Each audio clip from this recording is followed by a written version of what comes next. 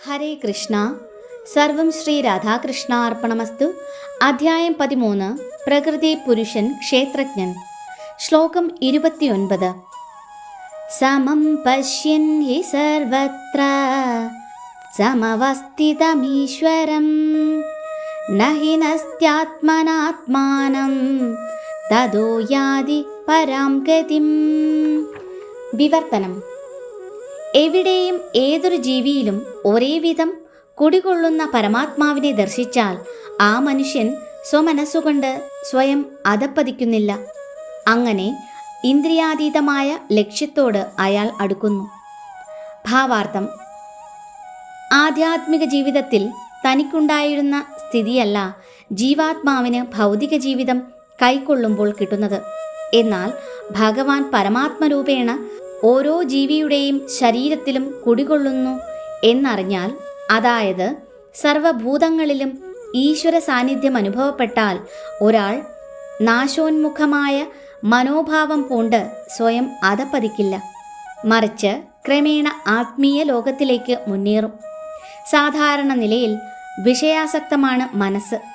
പക്ഷേ അത് പരമാത്മാവിലേക്ക് തിരിഞ്ഞാൽ മനുഷ്യന് ആധ്യാത്മിക ജ്ഞാനമാർഗത്തിൽ പുരോഗമിക്കാം. ശ്ലോകം 30. പ്രകൃത്യൈവ ച കർമാണി ക്രിയമാണാനി സർവശഃ യഃ പശ്യതി തദാത്മാനം അകർത്താരം ച പശ്യതി. വിവർത്തനം.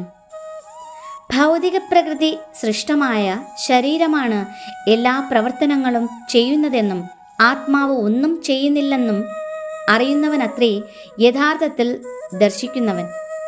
ഭാവാർത്ഥം: പരമാത്മാവിൻ്റെ നിർദ്ദേശപ്രകാരം ഭൗതിക പ്രകൃതി നിർമ്മിച്ചതാണ് ശരീരം. അതിനെ സംബന്ധിച്ച പ്രവർത്തനങ്ങളൊന്നും ആരുടെയും വരുതിയിലല്ലതാനും. ഒരാൾ ചെയ്യുന്നതെന്തും അത് സുഖത്തിനായാലും ദുഃഖത്തിനായാലും ശരി, ചെയ്യാൻ ശരീരഘടന അയാളെ നിർബന്ധിക്കുകയാണ്. ആത്മാവാകട്ടെ ഈ ശാരീരിക പ്രവർത്തനങ്ങൾക്കെല്ലാം അതീതനത്രേ. മുൻ ജന്മങ്ങളിലെല്ലാമുള്ള ആഗ്രഹങ്ങളെ മുൻനിർത്തി ലഭിച്ചതാണ് ഈ ശരീരം. ആഗ്രഹങ്ങൾ നിറവേറ്റാൻ വേണ്ടി ശരീരം നൽകപ്പെട്ടിരിക്കുന്നു. മനുഷ്യൻ ആ ശരീരം കൊണ്ട് തദനുസൃതമായി പ്രവർത്തിക്കുകയും ചെയ്യുന്നു. പ്രായോഗികമായി ആഗ്രഹ നിവൃത്തിക്ക് ഉതകുന്ന വിധം പരമപുരുഷൻ ആസൂത്രണം ചെയ്ത ഒരു യന്ത്രമാണ് ശരീരം. ആഗ്രഹങ്ങൾ കാരണമാണ് ദുഃഖിക്കാനോ സുഖിക്കാനോ ഇടവരുന്നത്. മനുഷ്യന് ദുർഘടസ്ഥിതികളെ നേരിടേണ്ടി വരുന്നതും അതുകൊണ്ട് തന്നെ. ജീവസത്തയെക്കുറിച്ച് ഇങ്ങനെ ഒരാധ്യാത്മിക ദർശനം വളർത്തിയെടുക്കുന്നവർ ശാരീരിക പ്രവർത്തനങ്ങളിൽ നിസ്സംഗരായിത്തീരും. ആ വിധമൊരു കാഴ്ചപ്പാടുള്ളവൻ യഥാർത്ഥമായി കാണുന്നു. ഹരേ കൃഷ്ണ. സർവം ശ്രീ രാധാകൃഷ്ണ അർപ്പണമസ്തു.